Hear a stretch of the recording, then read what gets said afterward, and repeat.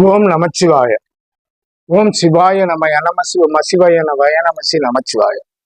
ஜோதிடம் எனும் தெய்வீக கலை எனக்கு கற்றுக் கொடுத்த எனது முன்னோர்கள், எனது ஆசான்கள், எனது மானசீக குருமார்கள் அத்தனை பேரும் திருப்பாதங்களை தொட்டு வணங்கி அவர்கள் ஆசி என்றென்றும் கிடைக்க எல்லாம் வல்ல ஈசனை பிரார்த்தனை செய்து கொள்கிறோம். ஓம் நமச்சிவாய. இன்னைக்கு நாம் இந்த பதிவுல பார்க்க போறது குரு பயிற்சியை பத்தி. குரு பயிற்சி அப்படிங்கிறது பாத்தீங்கன்னாக்கா ஜென்மக்குரு அப்படின்னு சொல்லும் போதே பாத்தீங்கன்னாக்கா நிறைய பேர் ஜென்மத்தில் குரு வரும்போது பாத்தீங்கன்னாக்கா கெடுபலன் தர மாதிரிலாம் சொல்லிட்டு இருக்காங்க. அது மாதிரி கெடுபலன் தரது அப்படின்னாக்கா இதற்கு முன்ன கடந்த காலங்கள்ல ஜென்ம குரு அப்படின்னு சொல்லக்கூடியவராக இருந்தால் அவர் ரிஷபராசியிலிருந்து தான் இப்ப மிதுன ராசிக்கு பயிற்சி ஆகிறார். அப்ப ஏற்கனவே ஒரு ரிஷபராசியில் குரு பகவானாகப்பட்டது இருந்த கடந்த ஒரு வருட காலங்களாக இருந்தது. அப்படிங்கிறப்போ எத்தனை ரிஷபராசிக்காரர்கள் ஜென்ம குருவால் சிரமப்பட்டாங்கன்னு நீங்க அதை தெரிஞ்சுக்கணும்.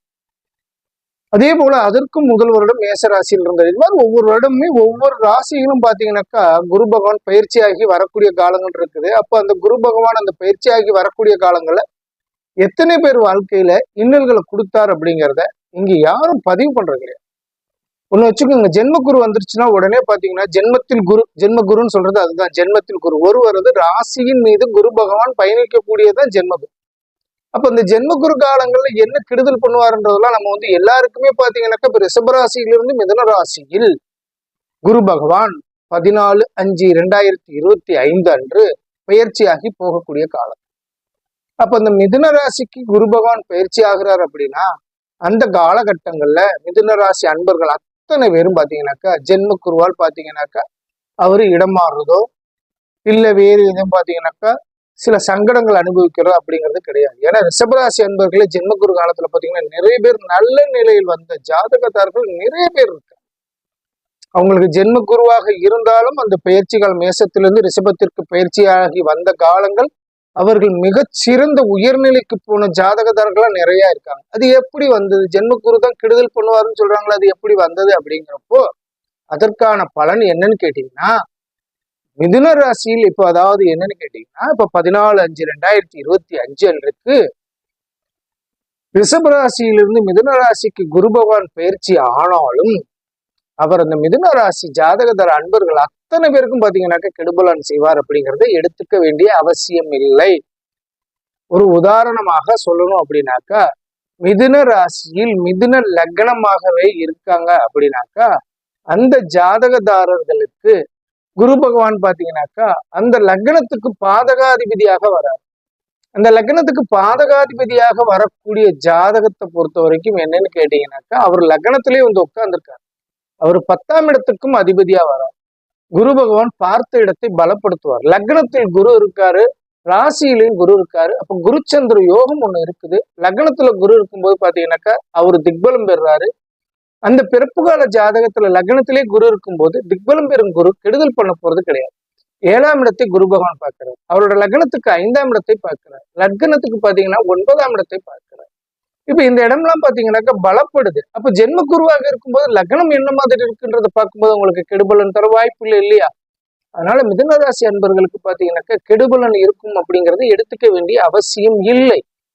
ஜென்மக்குருவால் கெடுபலன் வரும் அப்படிங்கிறது கண்டிப்பா கிடையாது. உங்களோட லக்னத்துக்கு என்ன மாதிரி அவரு பாவகத்துக்கு ஆதிபத்தியம் வாங்கி இருக்காருன்றதை நீங்க பார்த்து அதன்படி பாத்தீங்கன்னாக்கா பலன் எடுக்கும் போது கெடுபலன் இல்லை.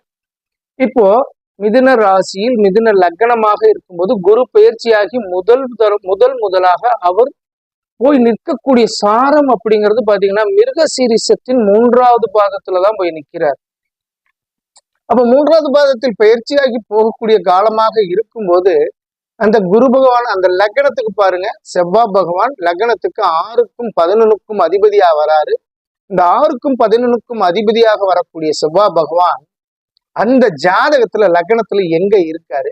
குரு பகவான் அவருக்கு அந்த பார்வை, அந்த குரு பகவானோட பார்வை அந்த சாரநாதன் மிருகசீரிஷம் 3ஆம் பாதத்துல பயிற்சியாகி போகக்கூடிய காலமாக இருக்கும்போது அந்த சாரநாதனுக்கு பார்வைப்படும் போது அது கெடுபலன் தராது.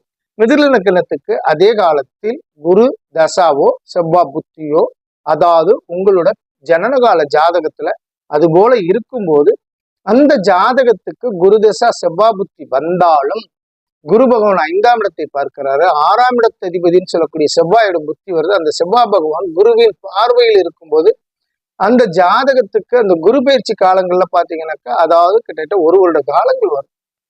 அது 11 மாதமும் இருக்கலாம். அதே நேரத்துல பாத்தீங்கன்னா 1 வருட காலமும் வரக்கூடியதா இருக்கும். அது இந்த இதுல குரு பயிற்சி என்னன்னு கேட்டீங்கன்னாக்கா, அதிசாரம் பெற்று கடகத்துக்கு போக வேண்டிய காலமும் இருக்குது.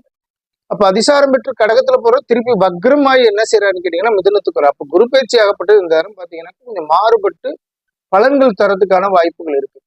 இதுல எல்லாரும் நினைக்கிறது போல பாத்தீங்கன்னாக்கா குரு பகவான் ஜென்மத்துல, அதாவது ஜனனகால ஜாதகத்துல ராசி மீது குரு பகவான் வரக்கூடிய காலங்கள் மிதுன ராசி என்பவர்களுக்கு கெடுபலன் தரும்ன்றதை எடுத்துக்க வேண்டிய அவசியங்கள்.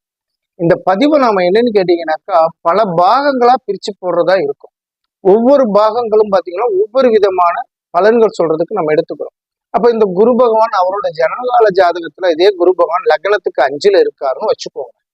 அதாவது அவர் பிறந்தது மிதுன ராசி அன்பர், மிதுன லக்னத்தில் பிறந்தவரா இருக்காரு. அவருக்கு அந்த குரு பகவான் லக்னத்துக்கு 5ஆம் இடத்துல அவர் ஜனனகால ஜாதகத்துல இருக்காரு அப்படின்னா, அந்த குரு பகவான் அந்த லக்னத்துக்கு 5ஆம் இடத்தை பார்க்கும்போது பாத்தீங்கன்னாக்கா அவருக்கு பூர்வீகத்துல நல்ல ஒரு அமைப்பு கிடைக்குது. அவர் திருமணம் ஆகி பாத்தீங்கன்னாக்கா புத்திர பாக்கியத்துக்காக காத்திருக்கிறவரா இருந்தா அவருக்கு புத்திர பாக்கியம் கொடுக்குது. அதே நேரத்துல பாத்தீங்கன்னாக்கா திருமண வயதில் இருக்கக்கூடிய ஜாதகராக இருக்காரு அப்படிங்கிறப்ப பாத்தீங்கன்னாக்கா அவரு திருமண அமைப்பு கைகூடி வருது. இதே நேரத்துல பாத்தீங்கன்னாக்கா லக்னத்துக்கு 9ஆம் இடத்தை பாத்தீங்கன்னாக்கா குரு பகவான் ஜனன காலத்துல வந்து பாத்தீங்கன்னாக்கா அவருக்கு 5ஆம் இடத்துல இருந்தாலும் லக்னத்துக்கு பாத்தீங்கன்னாக்கா 9ஆம் இடத்தை அவர் பார்வை செய்யறாரு.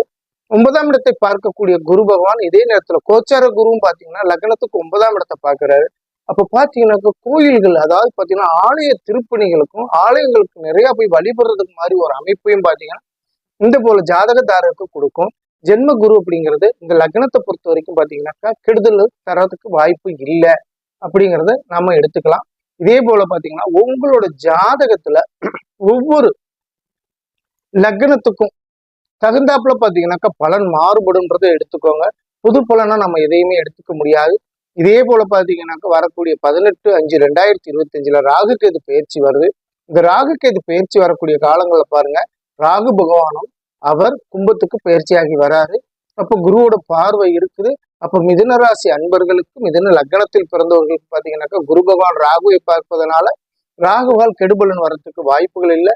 சுபகிரகம்னு சொல்லக்கூடிய அந்த கிரகம் குரு பகவான் ஆகப்பட்டவர் உங்களோட லக்னத்துல எந்தெந்த இடத்துல, உங்களோட ராசிக்கு எந்தெந்த இடத்துல இருக்கிறது அப்படிங்கிறத விட லக்னத்துல எந்தெந்த இடத்த பாக்குறாருன்றதை நம்ம பார்த்து பலன் எடுக்கும்போது கெடுபலன் தராதுங்கிறத நினைச்சுக்கோங்க. ஆனா இந்த வருடத்துல பாத்தீங்கன்னாக்கா குழந்தை பிறப்பு எதிர்பார்த்து இருக்கவங்களுக்கு இந்த காலகட்டங்கள் குரு பயிற்சியில குழந்தை பிறப்பு உண்டு. அதே போல பாத்தீங்கன்னாக்கா திருமணத்துக்காக காத்திருக்கக்கூடியவங்களுக்கு பாத்தீங்கன்னாக்கா திருமண அமைப்பு நல்லபடி அமையும். அதே போல பாத்தீங்கன்னாக்கா 9ஆம் இடத்தை குரு பார்க்கும்போது பாத்தீங்கன்னாக்கா நீங்க ஆலய திருப்பணிக்காகவும் ஆலய வழிபாடுக்காகவும் பாத்தீங்கன்னா நிறைய இடங்கள்ல கோயில்ல போய் வழிபட வேண்டிய அமைப்பு ஏற்படுது அப்படிதான் சொல்லுது. இந்த குரு மிதுன ராசியில் மிதுன லக்னத்தில் பிறந்தவர்களுக்கு எந்த விதமான கெடுபலனும் தராது அப்படிங்கிறத தைரியமா எடுத்துக்கோங்க. பயப்பட வேண்டிய அவசியம் இல்லை. இந்த குரு பயிற்சி காலங்கள்ல உங்க இல்லங்களுக்கு, அதாவது நீங்க இருக்கக்கூடிய வசிக்கக்கூடிய இடங்களுக்கு அருகில் உள்ள குரு பயிற்சி நடத்தக்கூடியதுக்காக பாத்தீங்கன்னா ஆலயங்கள்ல குரு பயிற்சி காலத்துல ஒரு பூஜை செய்வாங்க. அதுல போய் கலந்துக்கோங்க.